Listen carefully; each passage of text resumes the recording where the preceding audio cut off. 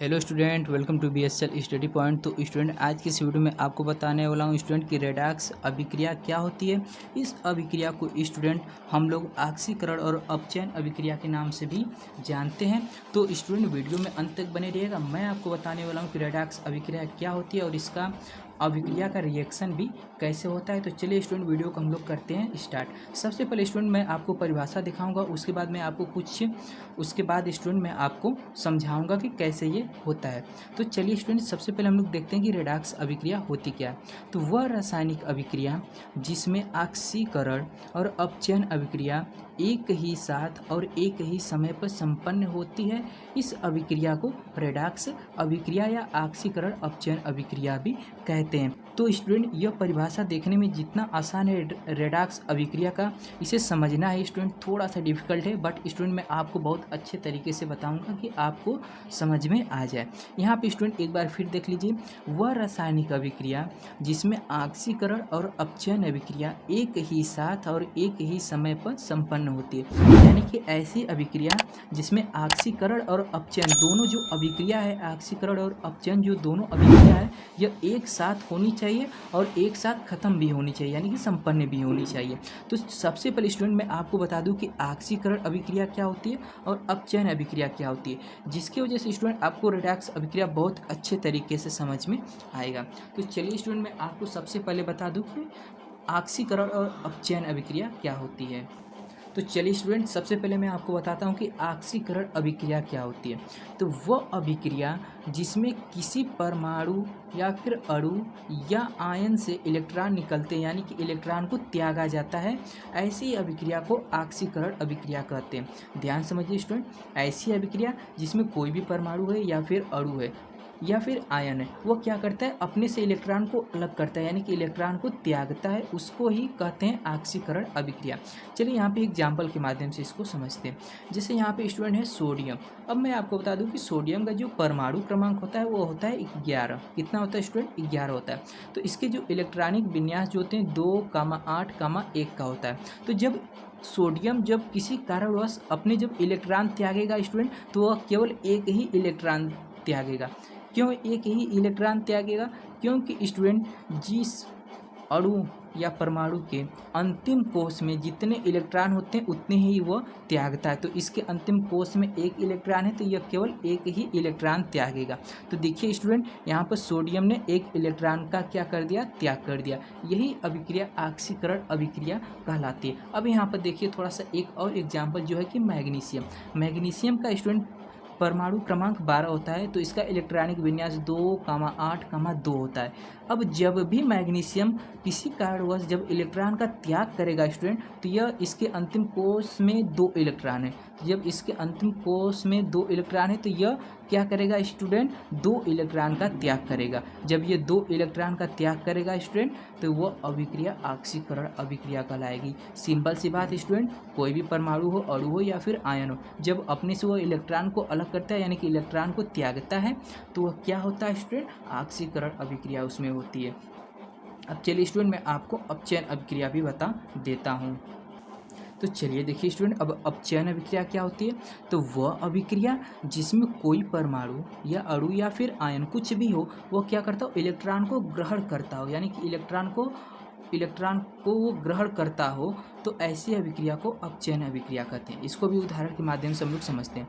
जैसा कि स्टूडेंट यहाँ पे है क्लोरीन। तो जो क्लोरीन है, क्लोरीन का जो परमाणु क्रमांक होता है वो होता है 17। तो इसका जो इलेक्ट्रॉनिक विन्यास होता है वो होता है 2,8,7 होता है।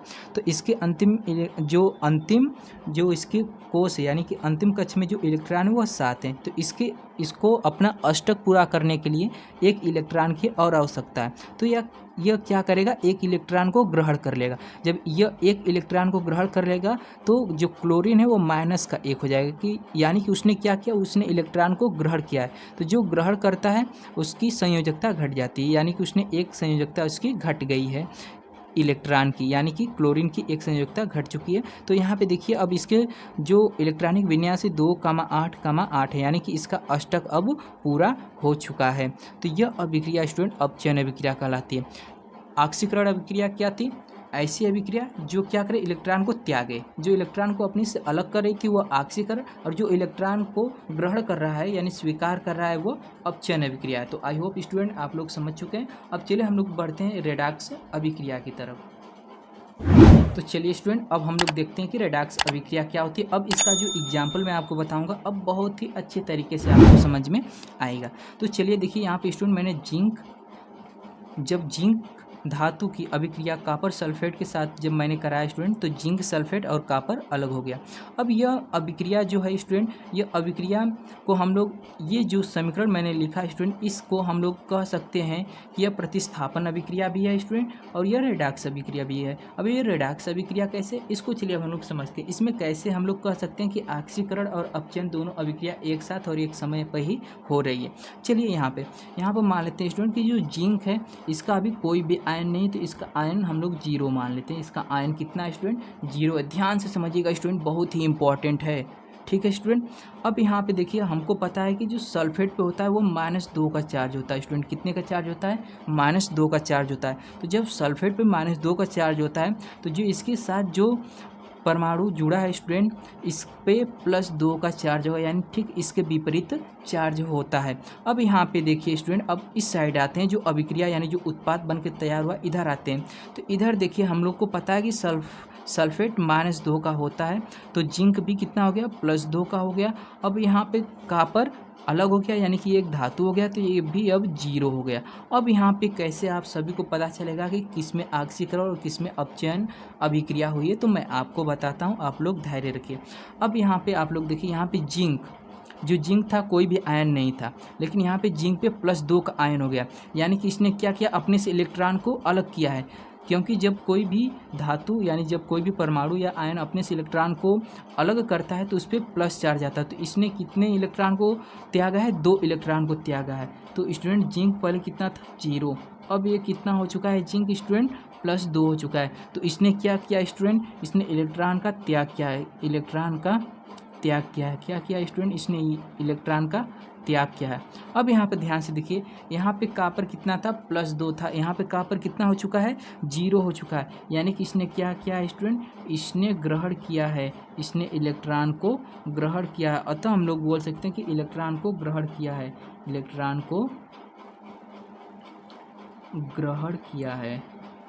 क्या किया है, इलेक्ट्रॉन को ग्रहण किया है। तो आप सभी को पता है कि अभी आप सभी को मैंने पीछे भी बताया कि इलेक्ट्रॉन को जो त्याग करता है, जो इलेक्ट्रॉन का त्याग करता है, उसे हम लोग बोलते हैं ऑक्सीकरण। क्या बोलते हैं, ऑक्सीकरण बोलते हैं, उसे ऑक्सीकरण बोलते हैं। और जो इलेक्ट्रॉन को ग्रहण करता है उसे हम लोग अपचयन बोलते हैं, अपचयन बोलते हैं। तो स्टूडेंट आई होप आपको ज़रूर समझ में आ रहा है कि रेडॉक्स अभिक्रिया क्या होती है। अब एक बार फिर से मैं अगर आपको बताता हूँ तो अच्छे तरीके से आप लोग समझ जाएंगे। यहाँ पे देखिए जिंक के पास कोई भी चार्ज नहीं था, तो मैंने इसे मान लिया कि इसके पास 0 है। सल्फेट के पास -2 चार्ज होता है, तो इसके साथ कॉपर जुड़ा है, तो इसके ठीक विपरीत इस पर चार्ज होगा, यानी कि +2 का चार्ज होगा। यहाँ पर अभिक्रिया बाद हम लोगों ने देखा कि सल्फेट के ऊपर तो माइनस चार्ज होता है, तो इसके साथ जिंक जुड़ चुका है। तो जब जिंक जुड़ चुका है इसके साथ, तो यानी कि जिंक पे +2 का चार्ज आ चुका है, अब कॉपर अलग हो गया, यानी कि कॉपर पे 0 चार्ज हो गया। अब ध्यान समझिएगा, यहाँ पे जिंक 0 था, यहाँ पे जिंक पे +2 आयन आ चुका है। तो हम लोगों ने देखा कि जो इलेक्ट्रॉन का त्याग करता है उसकी संयोजकता बढ़ती है। तो इलेक्ट्रॉन का जिंक ने त्याग किया, तो जो भी इलेक्ट्रॉन का त्याग करता है उसे ऑक्सीकरण अभिक्रिया कहते हैं। और यहाँ पे कॉपर +2 का था, और यहाँ पे कॉपर 0 हो चुका है, यानी कि इसने इलेक्ट्रॉन को ग्रहण किया है। तो जो इलेक्ट्रॉन को ग्रहण करता है वह अपचयन अभिक्रिया कहलाता है। ठीक है स्टूडेंट, तो रेडॉक्स अभिक्रिया आई होप बहुत अच्छे तरीके से आपको समझ में आई होगी स्टूडेंट। अगर स्टूडेंट आपको रेडॉक्स अभिक्रिया अच्छे से समझ में आ गई है तो स्टूडेंट मेरे वीडियो को लाइक कर दीजिए, और चैनल पर नए तो चैनल को सब्सक्राइब भी कर लीजिए। हम मिलते हैं नेक्स्ट वीडियो में, तब तक के लिए जय हिंद।